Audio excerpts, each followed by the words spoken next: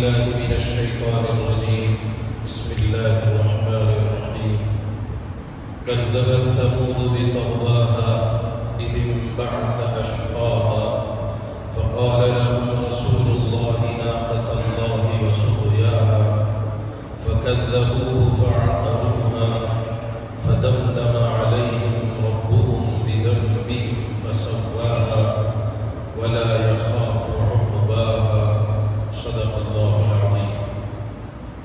محترم دوستوں، بزرگوں، بھائیوں، گزشتہ 2-3 بدھ سے سورۃ الشمس کی تفسیر بیان کی جا رہی ہے. گزشتہ بدھ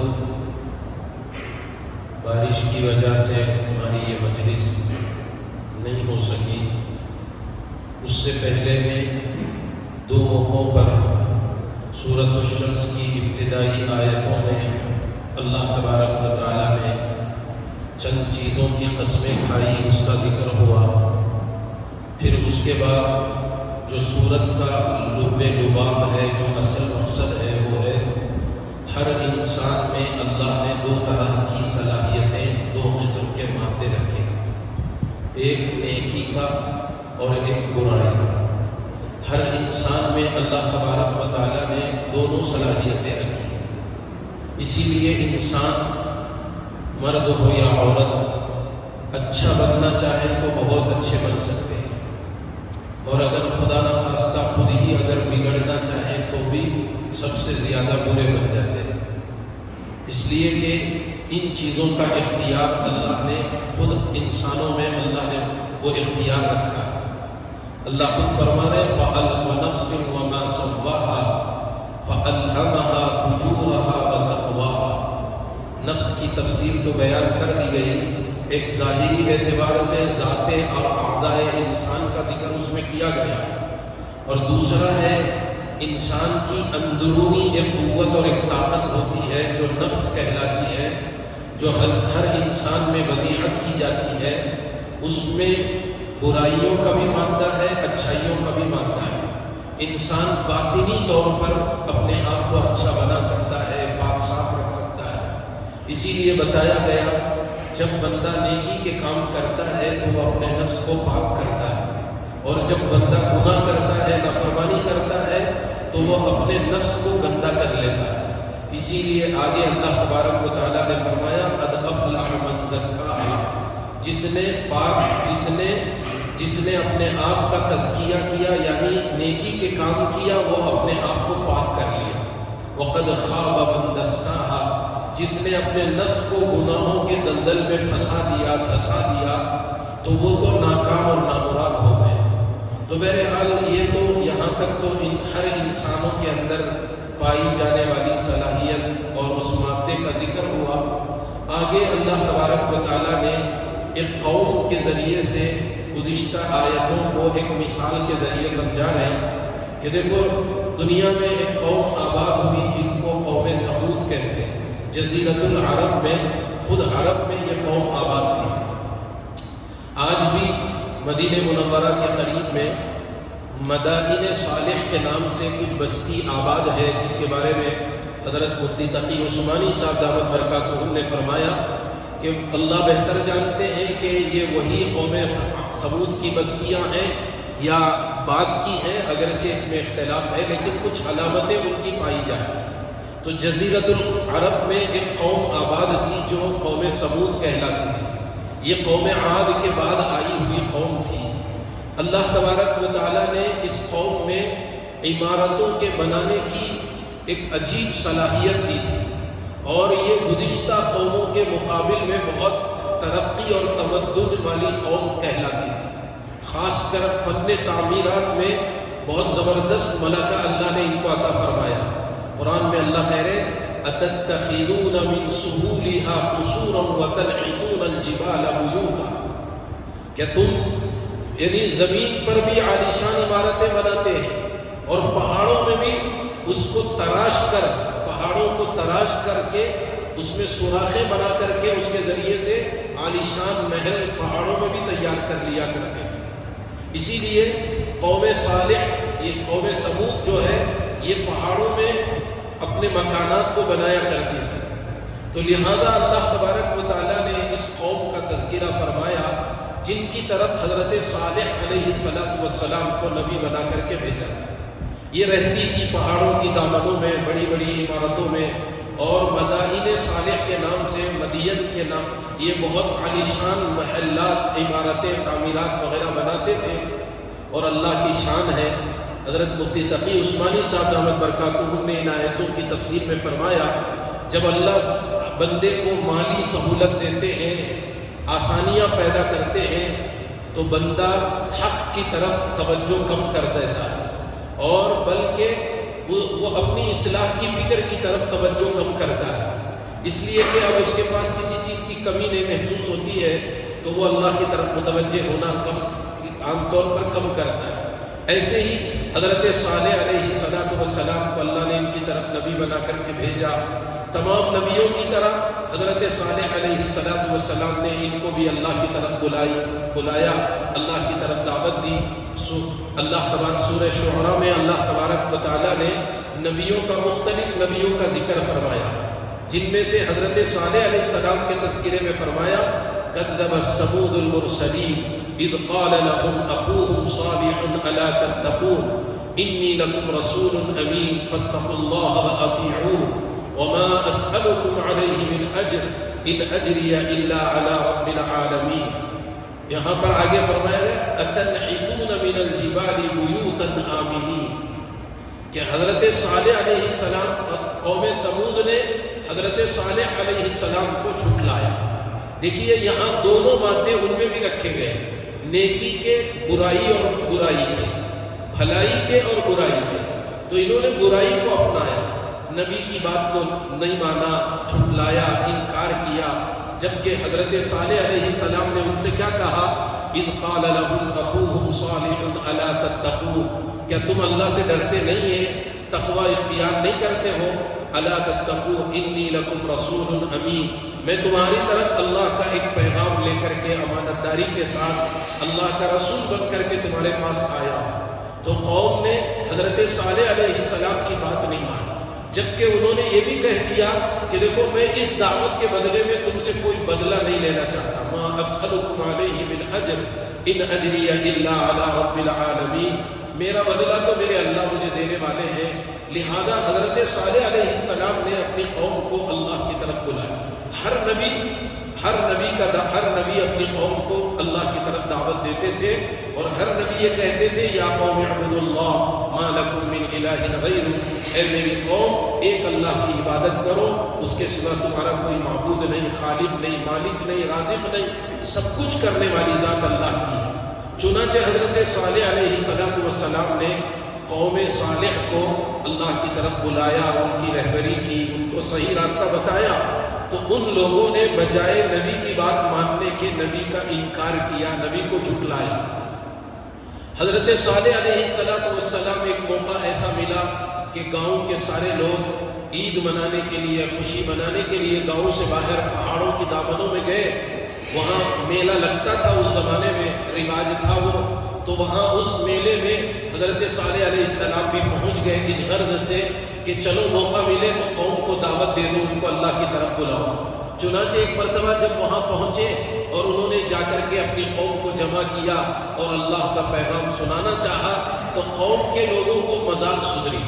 ان لوگوں نے حضرت صالح علیہ السلام کا مذاق اڑانے کے لیے لوگ سب جمع ہو گئے اور حضرت صالح علیہ السلام سے معجزے کا مطالبہ کیا ہوا۔ انہوں نے کہا کہ صالح اگر تم واقعی سچے نبی ہیں تو ہماری طرف سے ایک مطالبہ ہے، تم اس کو پورا کرو۔ حضرت صالح علیہ السلام نے پوچھا کہ بھئی کیا چاہیے؟ انہوں نے کہا کہ اس پہاڑ سے اونٹنی نکال کر کے دکھا دو اگر تم واقعی نبی ہو۔ یہ اللہ کا نظام ہے، حضرات انبیاء علیہ السلام کی نبوت کی صداقت کے لیے، رسالت کی صداقت کے لیے خلاف عادت چیزوں کو اللہ تبارک و تعالیٰ نبیوں کے ہاتھوں پر پیش کرتے ہیں، اس کو معجزہ کہتے ہیں۔ معجزے کی تعریف ہے کہ وہ خرق عادت، خلاف عادت، اللہ تبارک و تعالیٰ کسی نبی اور رسول کی صداقت کے لیے، سچائی کو ثابت کرنے کے لیے ان کی رسالت کو ثابت کرنے کے لیے خلاف عادت اللہ کی طرف سے وہ نظام بنایا جاتا ہے۔ چنانچہ اور اللہ کا ایک ضابطہ بھی ہے، وہ یہ ہے کہ جب کوئی قوم معجزہ مانگتی ہے کسی نبی سے، اگر وہ معجزہ ظاہر ہونے کے بعد اگر وہ قوم اس نبی پر ایمان نہیں لاتی، ان کی بات نہیں مانتی، تو دنیا میں ہی اللہ کی طرف سے ان پر عذاب کا فیصلہ ہو جاتا ہے۔ چنانچہ حضرت صالح علیہ السلام سے قوم سمود نے ان سے اونٹنی کا مطالبہ کیا۔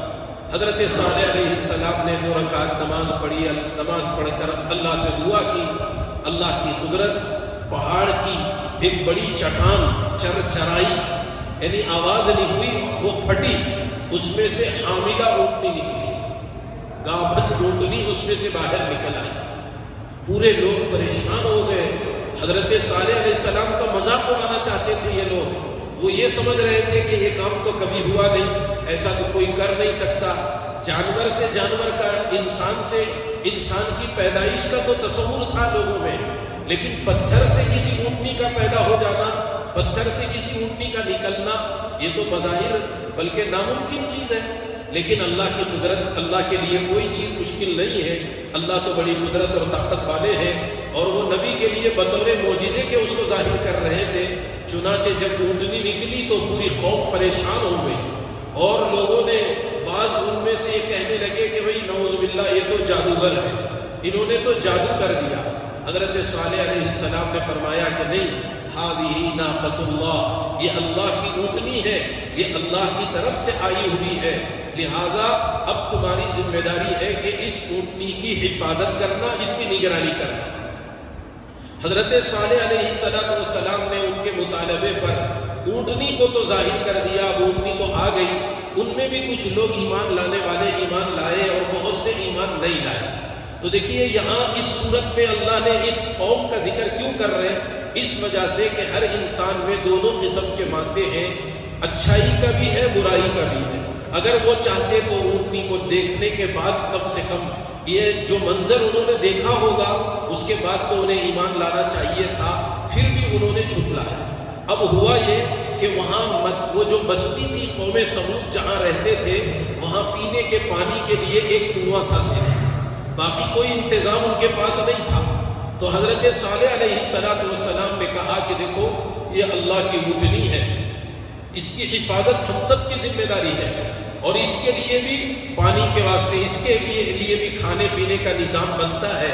تو وہ اونٹنی پورے کنویں کا پانی ایک وقت میں پی جایا کرتی تھی۔ قوم کے لیے، لوگوں کے لیے پانی نہیں ہوتا تھا، لوگ پریشان ہونے لگے۔ تو اب حضرت صالح علیہ السلام کے پاس آئے، انہوں نے کہا کہ دیکھو، حضرت صالح علیہ السلام سے قوم نے کہا کہ اے صالح، یہ اونٹنی کی وجہ سے ہمیں بہت پریشانی ہو رہی، اس کو تو ہم ختم کر دیں۔ حضرت صالح علیہ السلام نے فرمایا جس دن اس کو تم ختم کر دو گے اس دن تم بھی ختم ہو جاؤ، تمہارا بھی کام پورا ہو جائے گا، اس لیے کہ یہ اللہ کا فیصلہ، اللہ کی اونٹنی ہے۔ چنانچہ حضرت صالح علیہ السلام نے ان کو اس عمل سے روکا، قتل کرنے سے، اونٹنی کو مارنے سے۔ البتہ ایک راستہ بتایا کہ ایسا کرو، باری کر لیں گے ہم، ایک دن اونٹنی پانی پیے گی تو ایک دن تم لوگ، قوم کے لوگ پانی پی لینا۔ جب ایک دن اونٹنی پانی پیے گی تو اس کو باندھ کر اس کو ایک جگہ رکھا جائے گا، وہ دوسرے دن نہیں آئے گی، اور دوسرے دن تم پورے قوم کے لوگ اس پانی، گاؤں والے اس کو استعمال کر لینا، پھر تیسرے دن پھر اونٹنی استعمال کرے گی، پھر چوتھے دن لوگ۔ اس طرح انہوں نے، حضرت صالح علیہ السلام نے طے کیا، تو چند دن یہ سلسلہ چلا۔ اب لوگوں نے سوچا کہ بھئی یہ کون سی پریشانی ہمارے لیے؟ جی حضرت صالح علیہ السلام کی قوم کے تذکرے میں 19ویں پارے میں سورہ نمل میں اللہ تبارک و تعالیٰ نے فرمایا 9 رہط یفسدون فی الارض، 9 لوگ تھے جو بہت زیادہ شریر تھے اس قوم کے اندر، بہت فساد مچایا کرتے تھے زمین میں۔ ان لوگوں نے آپس میں طے کیا کہ نعوذ باللہ یہ صالح کی باتیں کہاں سنتے رہیں گے، حضرت نوح صالح علیہ السلام کے بارے میں کہہ رہے ہیں، ان کی باتیں کب تک سنیں، کب تک برداشت کریں، یہ سب باتیں چھوڑو، کسی طرح اس کو ختم کر دیں گے۔ تو ان میں کا ایک جو بدبخت تھا، جس کے بارے میں تفسیروں میں نام قدار بن ثابت اس کا نام تھا، وہ کھڑا ہو گیا، اس نے طے کر لیا کہ اب اونٹنی کو قتل کرنا ہے۔ چنانچہ یہ لوگ تیار ہو گئے اور قدار بن صالح نے اونٹنی پر حملہ کر دیا، وار کر دیا، جس کے نتیجے میں وہ اونٹنی تو مر گئی، وہ ختم ہو گئی، لیکن وہ چونکہ حاملہ تھی تو اس کا ایک بچہ تھا۔ جب ماں کے مرنے پر وہ بچہ واپس پہاڑ کی طرف دوڑا، جہاں سے وہ اونٹنی نکلی تھی اس طرف پہاڑ کی طرف دوڑا، لوگ بھی اس کے بھی پیچھے بھاگے، شاید ہو سکتا اس کو بھی قتل کر دے۔ وہ بھاگتے ہوئے وہ پہاڑ کے اس اونٹ یعنی پہاڑ کی طرف گیا اور پلٹ کر کے 3 چیخ ماری زور سے، پھر اس کے بعد وہ پہاڑ میں اندر داخل چلا گیا۔ اللہ کی قدرت ہے، اللہ کی شان ہے۔ ہوا یہ کہ جب وہ چلی گئی، حضرت صالح علیہ السلام کو پتہ چلا کہ اونٹنی کو تو قتل کر دیا لوگوں نے، اور جب یہ بھی معلوم ہو گیا کہ وہ 3 چیخ مار کر کے چلی گئی، حالانکہ وہ اس قدر وحشتناک آواز اس کی نکلی تھی کہ اسی میں وہ لوگ گھبرا گئے تھے، بلکہ وہ تو مرنے کے قریب ہو گئے سننے والے۔ فرمایا حضرت صالح علیہ السلام نے کہا اب تم اس دنیا میں 3 دن کے مہمان ہو، 3 دن کے بعد اب تمہارے اوپر اللہ کا عذاب آنے والا ہے۔ چنانچہ جگہ جگہ قرآن پاک میں قوم سمود کے عذاب کا ذکر کرتے ہوئے اللہ تبارک و تعالیٰ نے فرمایا کہ اِنَّا أَرْسَلْنَا عَلَيْهِمْ صَيْحَةً وَاحِدَةً فَكَانُوا كَهَشِيمِ الْمُحْتَظِرِ، ان کے لیے ایک چیخ آئی، ایسی چیخ جبرائیل امین کے ذریعے سے کہ اس چیخ کی آواز اتنی بھیانک تھی کہ پوری قوم مر گئی، سب کے سب اس کی وجہ سے ہلاک، سب کو ختم کر دیا گیا 3 دن کے بعد۔ تو ہوا یہ کہ 3 دن کے انتظار ان کو وقت اور موقع دیا گیا۔ اس کے بعد حضرت صالح علیہ السلام جو ایمان والے تھے وہ تو ان کو تو وہاں سے ہٹا دیا گیا، وہ تو بچ گئے، باقی جتنے بھی بے ایمان اور کافر تھے وہ سب کے سب ختم ہو گئے۔ اللہ تبارک و تعالیٰ نے اس واقعے کا ذکر ان اگلی آیتوں میں کیا اور اس کے ذریعے سے یہ بتایا ہے کہ دیکھو پچھلی قوموں کا بھی یہی معاملہ تھا کہ جب تک وہ نبی کی بات مانتے، ایمان لاتے، صحیح راہ پہ چلتے، نیکی کے کام کرتے، اللہ انہیں دنیا اور آخرت میں کامیاب کرتے، اور جب بھی وہ نبی کی بات کو انکار کرتے، ان کی باتوں کو ٹھکراتے اور وہ ایمان نہیں لاتے تو نتیجہ یہ کہ وہ دنیا میں بھی ناکام اور آخرت میں بھی ناکام۔ دنیا میں بھی اللہ کی طرف سے ان کے لیے عذاب ہوتا، آخرت میں بھی ان کو سزائیں دی جاتی۔ تو ان باتوں کا ذکر آگے کی آیتوں میں اللہ نے کیا، کذبت ثمود بطغواہا، قوم سمود نے اپنی سرکشی کے ذریعے سے حضرت صالح علیہ السلام کو جھٹلایا، جبکہ انہیں بات ماننی تھی، نوح صالح علیہ السلام پر ایمان لاتے، ان کے بتائے ہوئے راستے پر چلتے، بھلائی اور نیکی کا کام کرتے، چونکہ ان میں بھی 2 قسم کی صلاحیتیں اللہ نے رکھی تھی، بھلائی کی، برائی کی، ماننے کی، نہ ماننے کی، دونوں طرح کی صلاحیتیں اللہ نے ان میں بھی رکھی۔ آگے اللہ کہہ رہے اِذِ انبعث أَشْقَاهَا، یہ کب کی بات ہے، کب جھٹلایا تھا انہوں نے؟ جب حضرت صالح علیہ السلام نے اپنی قوم کو سمجھایا تھا کہ دیکھو هَذِهِ نَاقَةُ اللَّهِ لَكُمْ، یہ تمہارے لیے اللہ کی اونٹنی ہے، یہ میری نہیں ہے۔ بات پر لوگ صالح علیہ السلام کے پاس آتے تھے، اونٹنی کا کوئی معاملہ ہوتا تو صالح علیہ السلام سے لڑنے جھگڑنے آ جاتے، کوئی معاملہ پیش آ جاتا تو حضرت صالح علیہ السلام کے پاس آ جایا کرتے تھے۔ حضرت صالح علیہ السلام نے کہا کہ بھئی یہ میری نہیں ہے، یہ تو اللہ کی اونٹنی ہے، اس کی حفاظت اور اس کی ذمہ داری تو سب کی ہے، میری اکیلے کی تھوڑی ہے، حضرت صالح علیہ السلام کے اکیلے کی ذمہ داری ہے، یہ تو پوری قوم کی ہے۔ لیکن جب لوگوں نے دیکھا کہ بھئی اس اونٹنی کی وجہ سے ہمیں بہت پریشانیاں ہو رہی، نعوذ باللہ انہوں نے اس کے قتل کرنے کا جب ارادہ کیا تو اللہ کہہ رہے اِذِ انبعث أَشْقَاهَا، جب ان میں کا سب سے بدبخت بدنصیب انسان اس اونٹنی کے قتل کرنے کے ارادے سے کھڑا ہو گیا۔ حضرت صالح علیہ السلام کو پتہ چلا، معلوم ہوا کہ کچھ لوگ اونٹنی کو قتل کرنے کا، مارنے کا ارادہ کرتے ہیں، تو حضرت صالح علیہ السلام نے ان سے کہا فقال لهم رسول اللہ، ان سے اللہ کے رسول یعنی حضرت صالح علیہ السلام نے ان سے کہا ناقۃ اللہ وسقیاہا، دیکھو یہ اللہ کی اونٹنی ہے اور اس کے پینے کی، پانی پینے کے لیے جو باری کا نظام بنایا گیا، ایک دن لوگ پیئیں گے، ایک دن اونٹنی پیے گی، تو لہذا یہ اس کی باری، اس کا اپنا نظام ہے، اس کو چھوڑ دو اس کے حال پر، جب تک وہ زندہ رہے گی تم بھی رہو گے۔ لیکن ان لوگوں نے بات نہیں مانی، فَكَذَّبُوهُ، انہوں نے حضرت صالح علیہ السلام کو جھٹلایا، فَعَقَرُوهَا، عقارہ یعقیر کے معنی آتے ہیں اونٹنی کو ذبح کرنا یعنی نحر کرنا. اونٹنی کو قربانی میں بھی آپ دیکھیں گے اس کو نحر کیا جاتا ہے، اس کے پیروں میں رانوں میں یعنی وہاں بھی اس کو زخم کیا جاتا ہے، چونکہ بڑا جانور ہے، خون ایک راستے سے نکلے گا تو بہت دیر لگے گی، تکلیف زیادہ ہو جائے گی، تو اس کے لیے اس کو نحر کیا جاتا ہے کہ اس کو نیچے سے یعنی وہ جو لٹکا ہوا چمڑا ہوتا ہے اس کو کاٹا جاتا ہے. تو بہرحال اس نے اس کی طرف اشارہ کرتے ہوئے کہا کہ اس کو ذبح کر دیا، اس کو نحر کر دیا.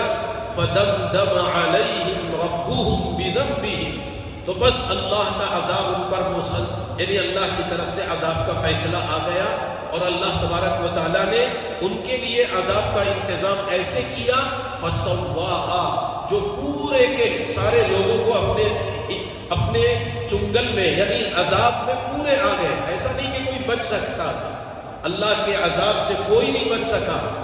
جو نافرمان تھے، کافر تھے، مشرک تھے، بلکہ یہاں اسی لیے بتایا گیا اللہ نے ان کے اندر دنیاوی صلاحیتیں خوب دی تھی. یہ پتھروں کو تراشتے تھے تو اللہ نے اتنی طاقت ان کو دی کہ ہاتھوں سے اپنے پتھر تراش کرتے تھے، تو اسی میں وہ بت بھی بناتے تھے، اسی میں ان بتوں کی پوجا اور عبادت بھی کرتے تھے اللہ کو چھوڑ کر. تو لہذا اس کی طرف بھی اشارہ کرتے ہوئے کہا گیا جتنے بت پرست کافر تھے، مشرک تھے، سب پر وہ عذاب آ گیا.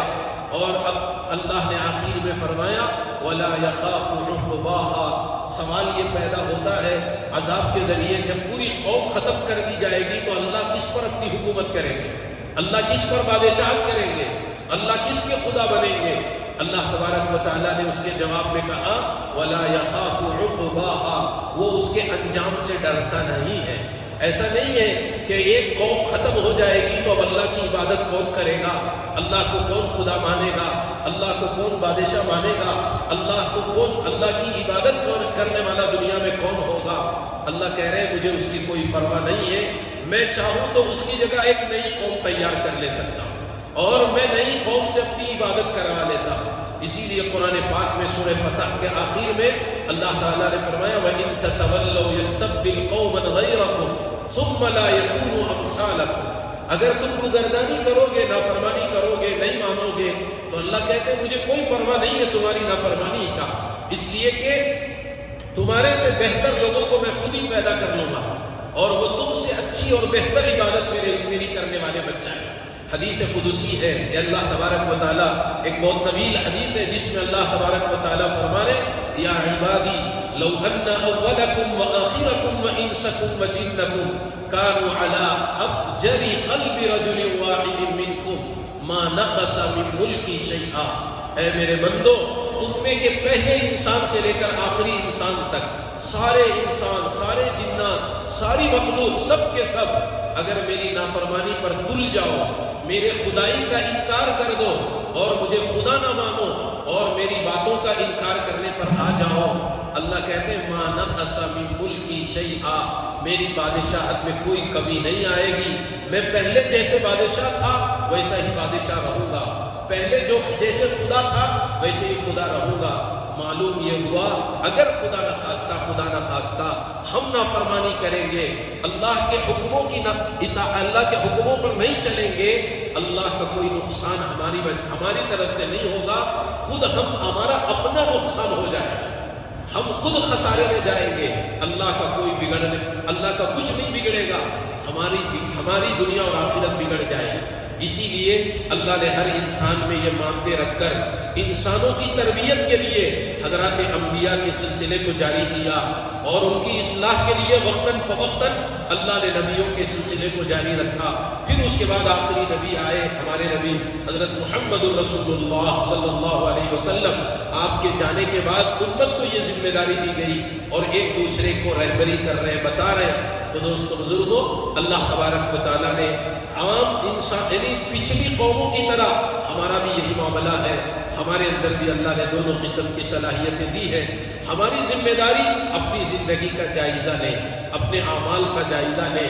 ہم اپنے آپ کو دیکھتے رہیں میری زندگی میں کیسے اعمال ہو رہے ہیں، اچھے عمل ہو رہے ہیں تو اللہ کا شکر ادا کریں اور اگر برائی کی طرف ہم جا رہے ہیں اس میں ہماری دنیا اور آخرت کا نقصان ہے، ہم اپنے آپ کو خسارے کی طرف لے جا رہے ہیں، اور اسی کو اللہ تبارک و تعالیٰ نے وَقَدْ خَابَ مَنْ دَسَّاهَا سے تعبیر کیا کہ وہ اپنے آپ کو گناہوں کے دلدل میں پھنسا کر ہمیشہ دنیا اور آخرت کی ناکامی کی طرف جا رہے ہیں۔ بہرحال اللہ تعالیٰ نے سورہ شمس میں ان باتوں کو بیان کر کے آخر میں قوم سمود کا ذکر فرما کر ان کی ہلاکت کا تذکرہ کر کے بتایا کہ دیکھو نافرمانی کرنے والوں کا یہ انجام ہوتا ہے، اور اس انجام سے اللہ کی ذات پر کوئی اثر نہیں پڑتا، اللہ کو کوئی فرق نہیں پڑتا۔ ساری دنیا ختم ہو جائے، اللہ چاہے تو ایک نئی دنیا آباد کر لیں گے، اور بلکہ اب موجودہ جتنی دنیا ہے، ایسا بھی ایک مرتبہ حضرت مولانا ابراہیم دیولہ صاحب دامت برکاتہ نے فرمایا کہ دیکھو اللہ اتنی بڑی قدرت اور طاقت والے ہیں کہ موجودہ جو دنیا ہے، اس دنیا میں جتنی مخلوقات، جتنی چیزیں اللہ نے بنائی، ایسا نہیں ہے کہ اللہ کا کوٹھا پورا ہو گیا ہو، بلکہ اگر اللہ چاہے تو اس جیسی ایک اور دنیا بسا سکتے ہیں، اللہ چاہے تو اس جیسی ایک اور دنیا بسا سکتے ہیں۔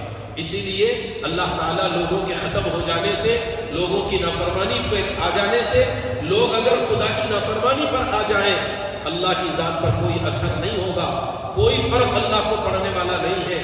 اللہ تبارک و تعالیٰ اس سے بہتر قوم کو تیار کریں گے جو اللہ کی عبادت کرنے والی بنے گی۔ اللہ سے دعا ہے کہ اللہ تعالیٰ ہم تمام کو بھی اپنے اندر جو دو قسم کی صلاحیتیں اللہ نے دی ہے، ان میں سے نیکی اور بھلائی والی صلاحیتوں کو استعمال کر کے دنیا اور آخرت کی کامیابی والے راستے پر چلنے کے اللہ توفیق عطا فرمائے۔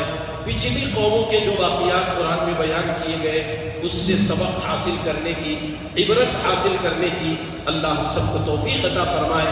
خاص کر اللہ تعالیٰ نافرمانیوں سے، گناہوں سے اللہ ہم سب کی حفاظت فرمائے۔ آمین۔ وآخر دعوانا ان الحمد للہ رب العالمین۔